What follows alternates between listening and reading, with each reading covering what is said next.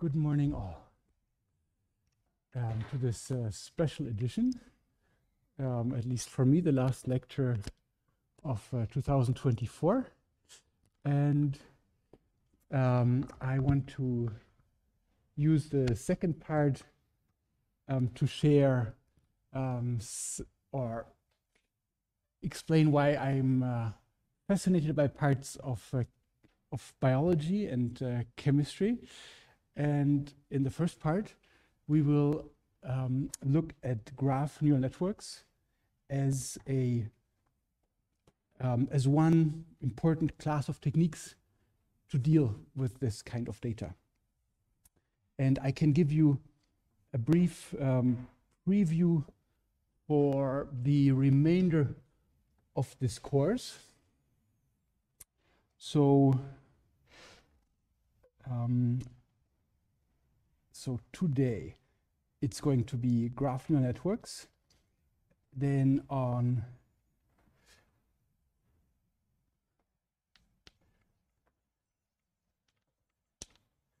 the remaining curriculum.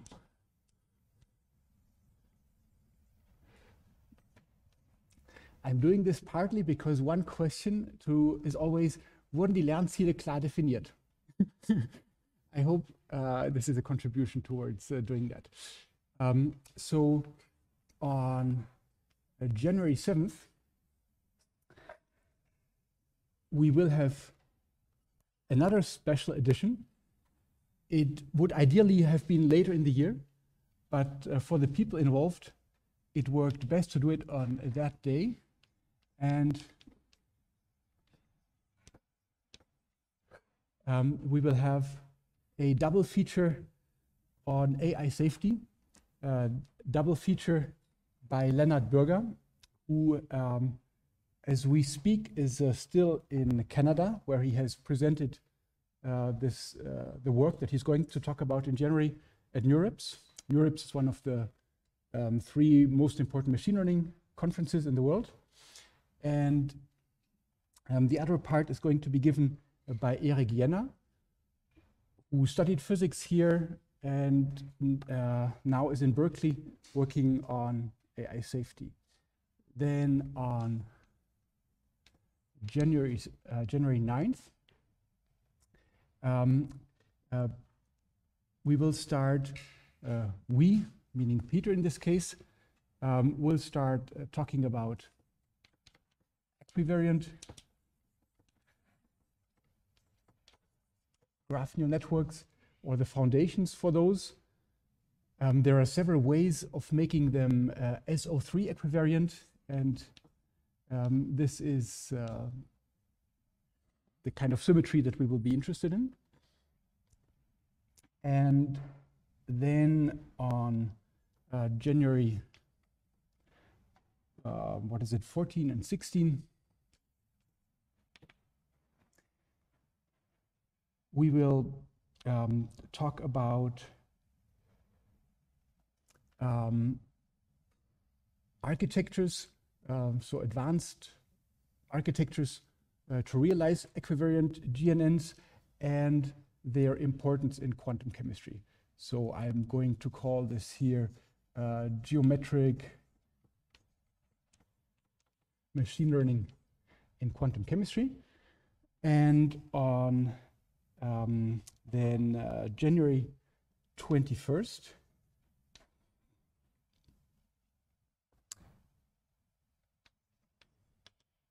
we will have a session on the ethics of AI with Professor Eva Winkler, who is a member of the board of the German committee which advises the government on ethics. Yeah? So this is the highest ethics governing body in Germany.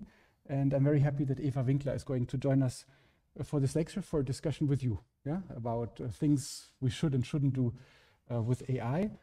And on January 23rd, there's going to be a Q&A session. So you can beforehand submit questions, things that I've not explained well, things that you would like to discuss in more detail, and I will go through these with you. That's going to be the final session. In the week after, there's going to be Lernwoche, and then comes your actually first exam week, and then on February 14th is the actual exam. And it's likely going to be 90 minutes. So we might still make this to 2 hours if after we've done it ourselves. How about you? Do you prefer 90 minutes or 2 hours? 2 hours, 2 hours. You know, yeah.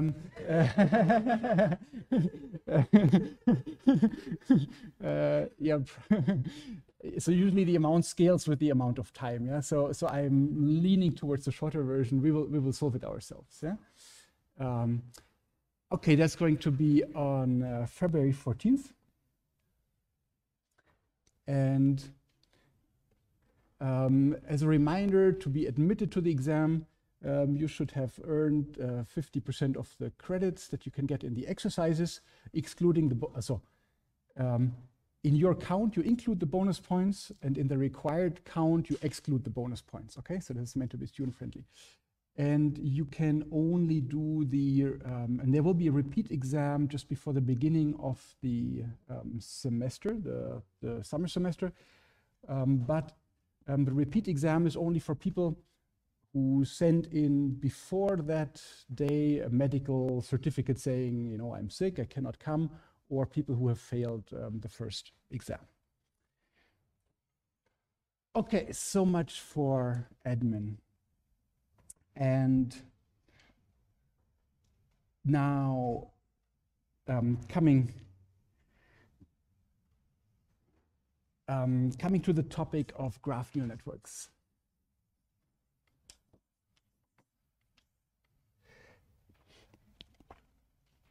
So why I was interested, yes? Are we still getting charged for how much? Yes. So the one you got now is number 10, I believe. I think. 9? Only 9? Okay, good. So we might have 11 or so. Yeah. So.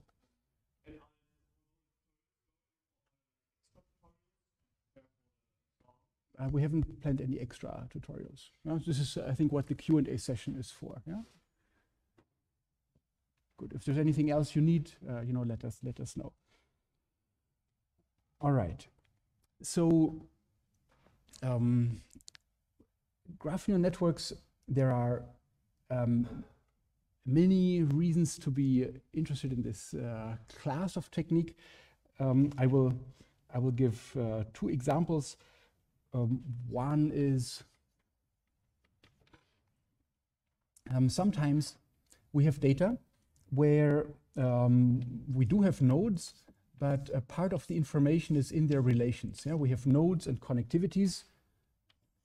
In the language of graph theory, this is often written down as G for graph, and then we have a set of vertices, those are the nodes, and a set of edges. And sometimes we want to classify individual nodes, and sometimes we want to classify or do regression on entire graphs.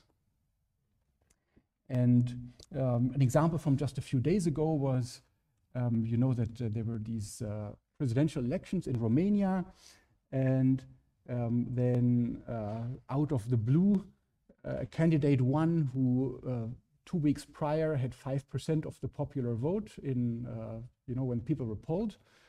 And so this was quite astounding.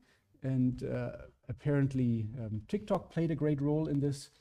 And also young voters played a great role in this. And young voters tend to look at TikTok more than at, you know, official public news channels and so on.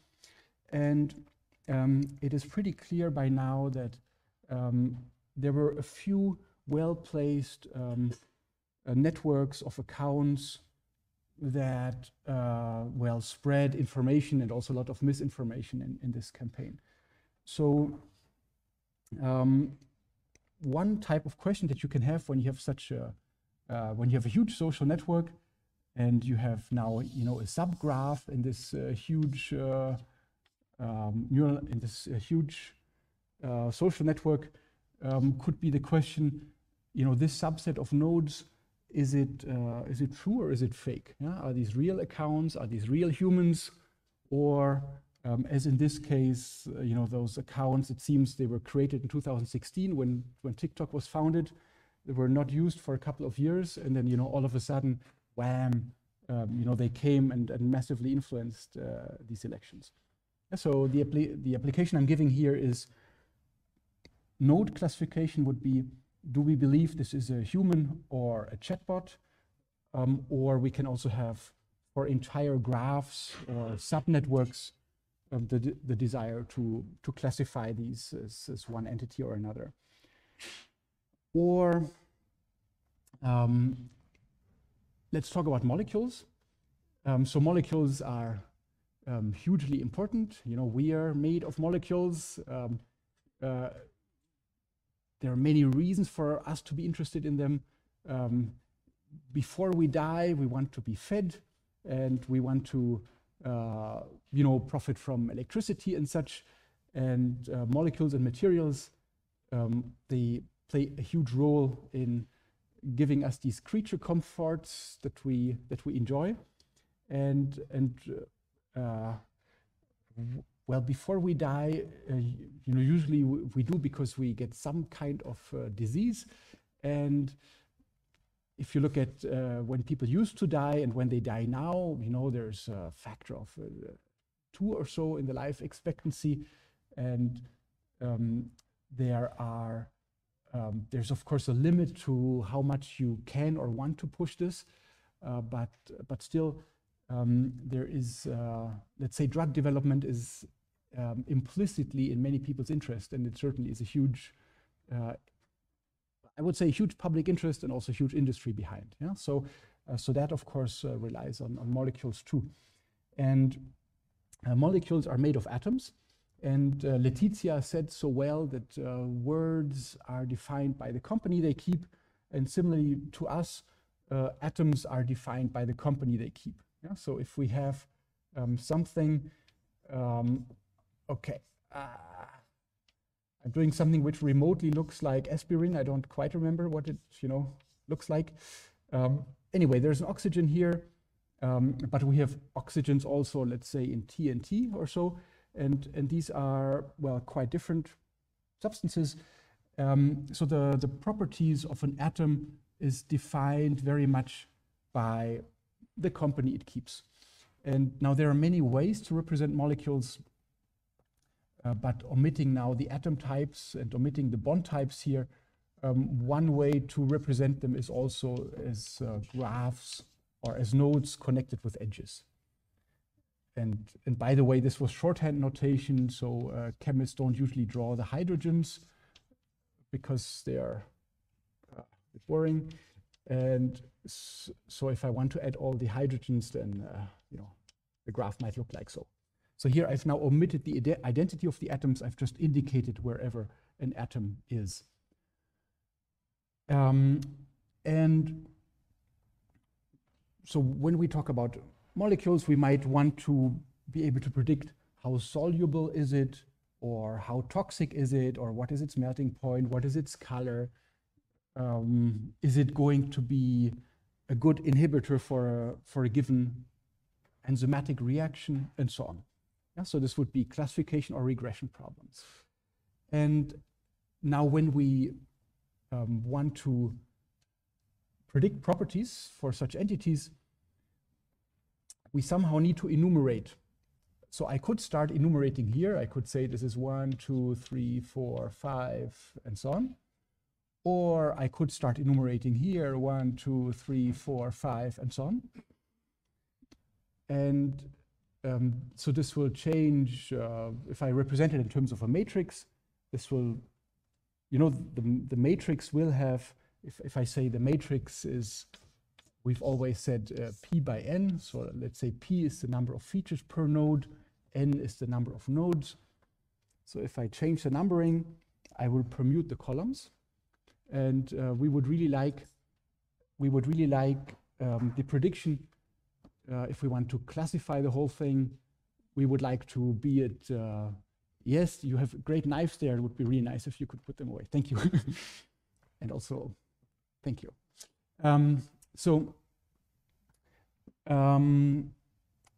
We want these predictions to be invariant with respect to the permutation of these columns. Good. So the methods that we've seen so far, if we just treat one node at a time, then it's trivially equivariant with respect to permutation if we make a single node prediction. But if we do want to take these connections into account, we need something a bit more elaborate. Yeah? And this is what graph neural networks can offer and what we want to talk about today. So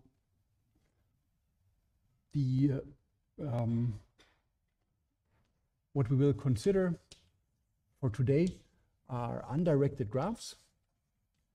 So the edges have no polarity.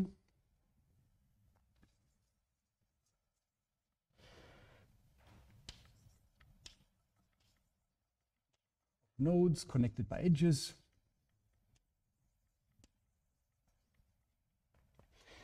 And we have these node features in some matrix X, and we have an adjacency matrix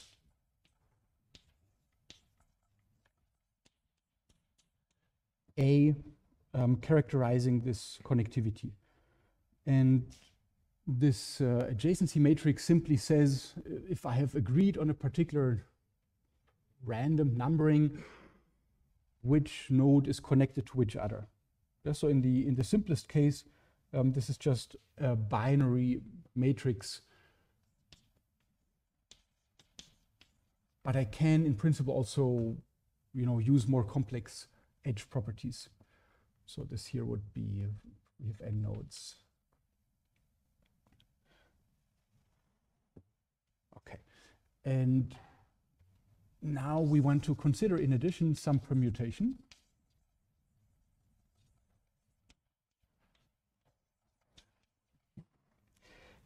Which changes the order of the nodes.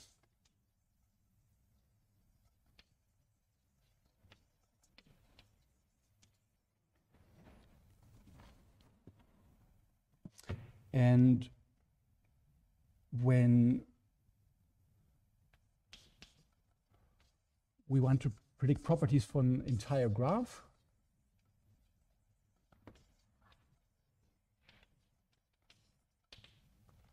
then we want to be invariant with respect to such a permutation. And if we want to predict properties for individual nodes, then it is desirable to have equivariance. And if we this equivariance, if we say we have some function f, I'm going to write EQ here for equivariant, and this function depends on the node features.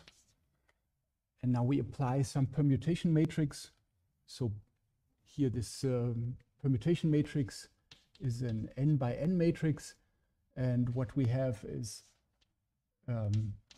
the sum over the rows, and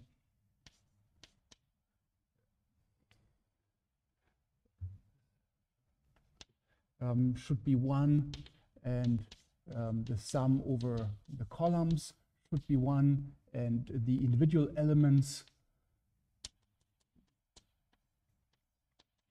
are either 0 or 1. So if we use this kind of permutation matrix and multiply from the right, or if we permute also the adjacency matrix. Then we need to multiply from the left with P transpose and from the right with P. For equivariance, and assuming that this function here again gives me an output which is P by N, so a new set of node features, then for equivariance to hold, we want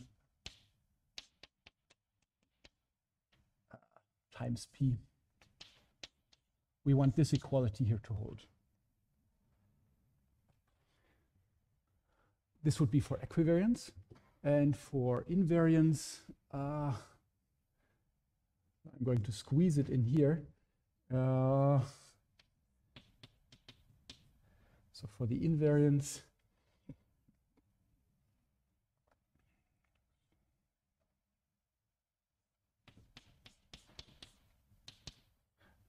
what we want to hold is that when we permute the input,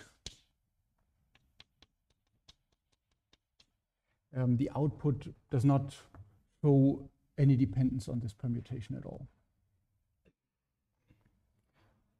Good. And now we will look at these at example architectures that fulfill this invariance or this equivariance property. I'll start with the permutation-invariant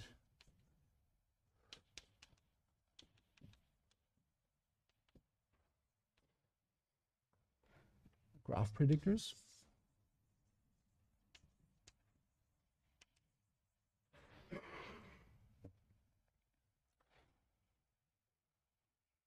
And there are many possibilities to obtain them, but one possibility is the following, namely to say that we are using some function which can be nonlinear. So this would be some nonlinear function, typically a neural network, or at least a sigmoid. And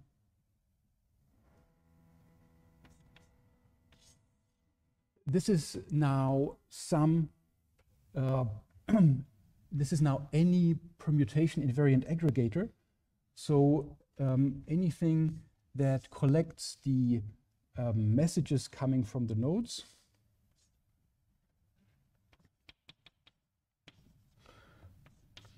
So xi are the features associated with node I, and we can make this explicitly depend on some parameters. And the whole thing, this function h also has its own parameterization.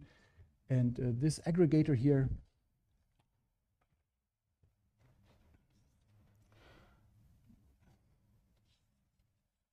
would be any permutation-invariant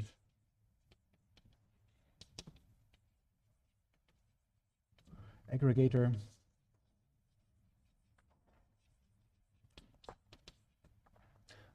For example, we could use the sum, or we could use the median, or we could use the min, or we could use the max. And there are also functions that have all of these as limiting cases. So functions with learnable parameters that comprise these as limiting cases. All right, and here we see on the right-hand side this adjacency matrix was not used at all. Okay, now, in summary, this is a pretty boring equation. What it says is we take some features from the nodes, we maybe transform them nonlinearly, and then we do something like taking the sum or the min or the max.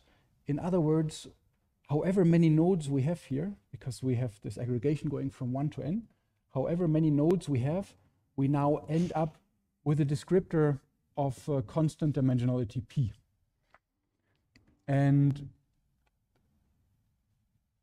that's a very unexciting equation, right? We've just we've just taken features for all the nodes, and we have, for example, added them up.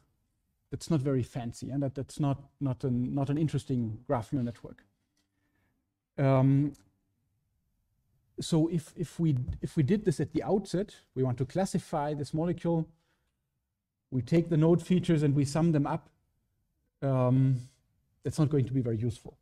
What we need beforehand, an atom is defined by the context it keeps, is to have some exchange of information to see what else is going on. And this exchange of information we can obtain by means of equivariant layers, which I want to discuss next.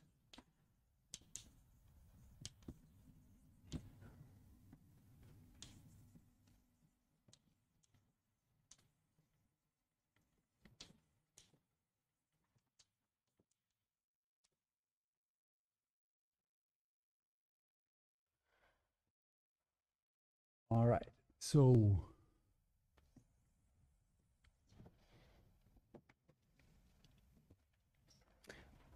one possible way to obtain such an equivariant node layer is as follows.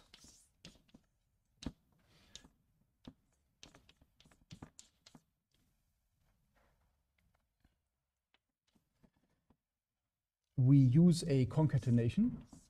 So this double bar here I'm using as a symbol for concatenation, again from I equals 1 until the number of nodes. And for each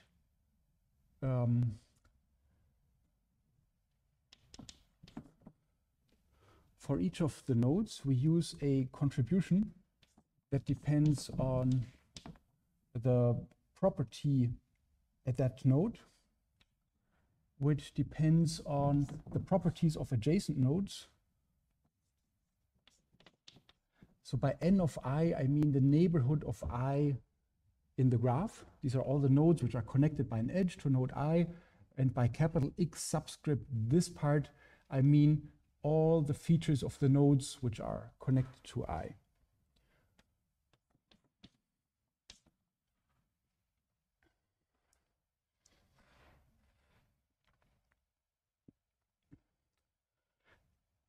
And so if we now choose an arbitrary ordering of the nodes, as we change this ordering, this equation will change, or this the columns of this entity will change accordingly. This is again a p times n object that I'm getting out. So we have equivariance with respect to permutation. And this only works if each of the individual elements does not depend on the permutation. Yeah? So this is why we have these invariant functions in there. And now for the invariant functions themselves, we have a number of possible choices.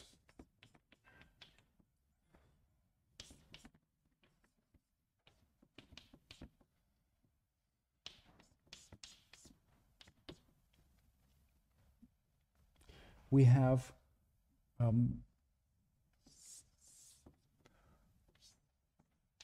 simplest choice would be a convolutional one. So we could say that we use some function, some nonlinear function h,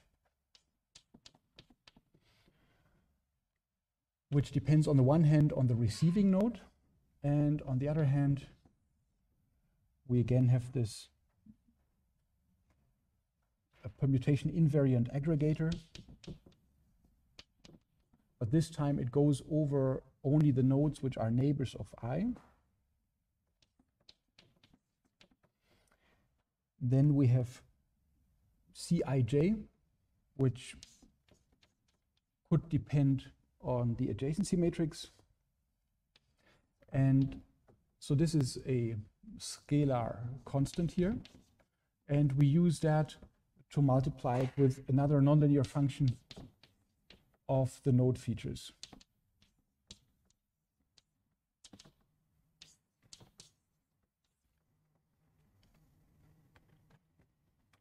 this is the,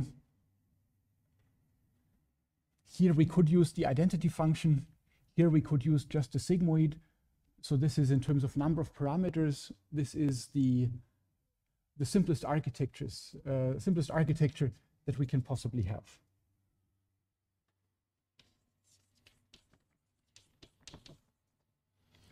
Or we can use attention.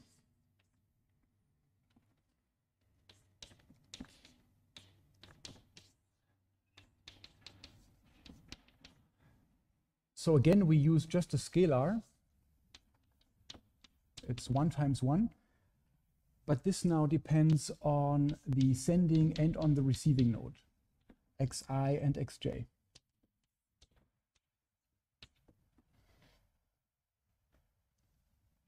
And we multiply this with a feature, with a function of the sending node feature only.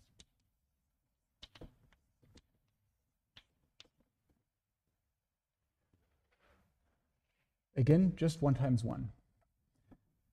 And importantly, yeah, it no longer depends just on the adjacency matrix, but it really depends on the feature at the sending and at the receiving node.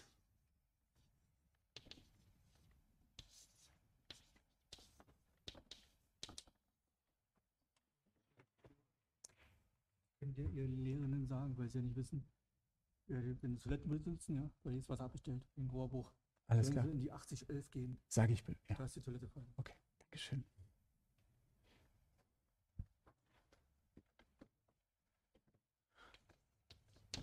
Okay, good. And the most complex or the most general architecture that we can have is a message passing neural network.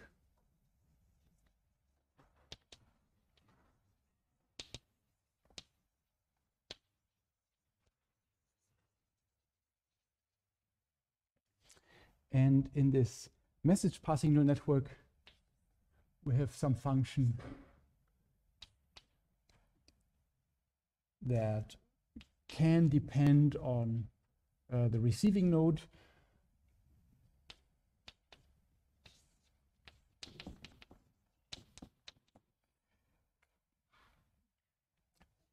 But the messages that now come in, they depend on the sending node and the receiving node themselves.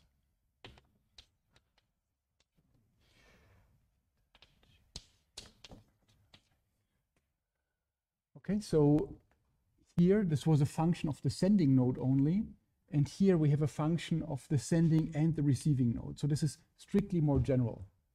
So in terms of generality, what we have is that this convolutional architecture is a subset of attention type architectures, which is a subset of message passing neural network type architectures.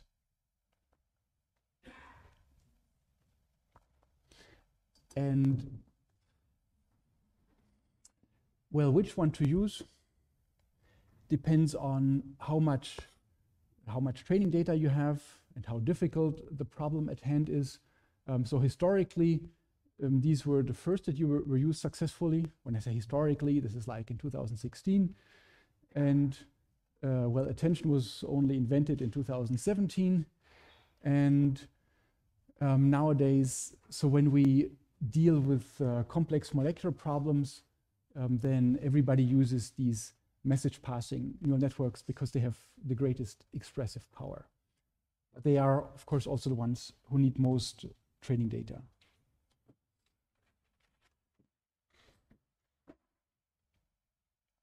Okay, now we've seen in the lecture a few different architectures. So we've seen, of course, the normal MLPs, but then we saw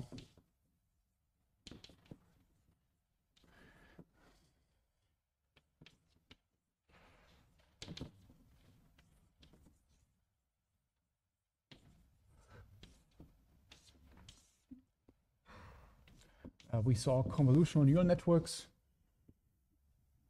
that were living on a Cartesian grid or a Cartesian lattice in 2D or in 3D typically, and the symmetry that they respect is a translational symmetry.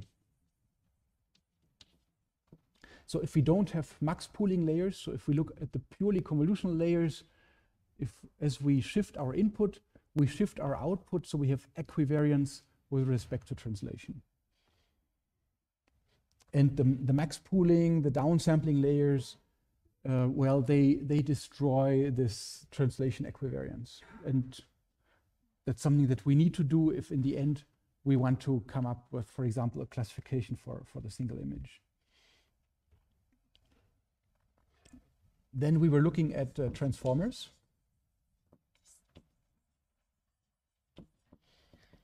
And they are defined on sets of objects. Or I might as well say that's a complete graph. So a complete graph is one which has an edge between each node and every other. So in that case, the adjacency matrix is not informative, and I could simply say it's a set. And the symmetry that was respected here was permutation. In particular, as long as we don't have the position embeddings, we get out something which, so we take these features and then in an attention head, we transform them, we make them more informative, and this transformation is permutation equivariant. So the important symmetry we respect is permutation here. And then we have graph neural networks. As discussed today, they operate on undirected graphs, and the symmetry that we respect is again permutation. In particular, the permutation equivariance if we do node prediction. And something that we will discuss in January are architectures that work on sets of points that are embedded in Euclidean space. The most interesting case is if these are points in R3. And well, there are many architectures, but an important prototype are tensor field neural networks that rely on the tensor product to obtain equivariance with respect to rotation. And then other tricks are used to also make them respect permutation and make them invariant to translation.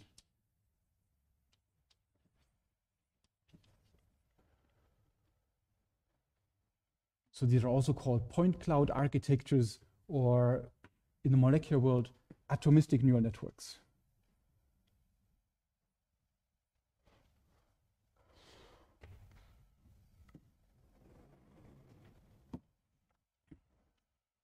And now this summary overview here that is relatively recent. This is the perspective of geometric machine learning. And the name geometric here is applied even when there's no real geometry involved. Yeah, like on the sets, there's not much geometry. But this overarching conceptualization is described in a book. And there's also an associated website and many slides and so on by Bronstein and Brunner and Cohen and Velichkovich.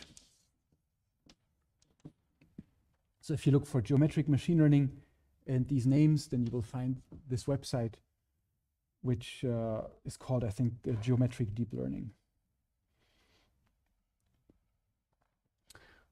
All right, so I've been a bit abstract with these architectures here.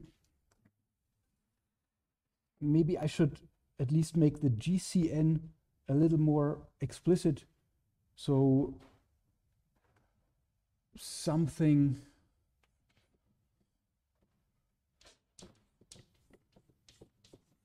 the graph convolutional network by Kipf and Welling here has been defined as follows. So the features xi in a layer L+1 are given by, we need the nonlinearity, so a sigmoid, and then some weight matrix, so some linear transformation associated with layer L. And this matrix acts on the features associated with nodes J. So we have a summation here over all nodes J that are in the neighborhood of node I. And then there is a normalization happening here, namely, if a node has very many neighbors, this summation would result in very large numbers, and this node would come to dominate the others. And to avoid that, it's useful to divide this by the number of neighbors that nodes I and nodes J have. So here I'm writing these bars as shortcut for the cardinality of the sets of neighbors that nodes I and nodes J have, and these cardinalities are multiplied here.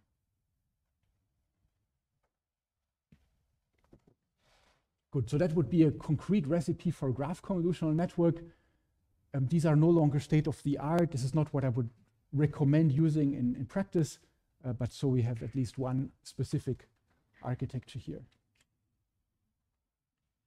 Okay, do you have any questions?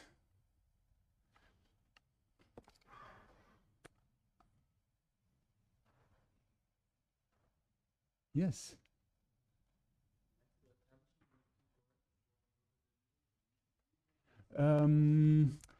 Receiving and sending. Thank you. All right, I'll try again. Receiving and sending nodes.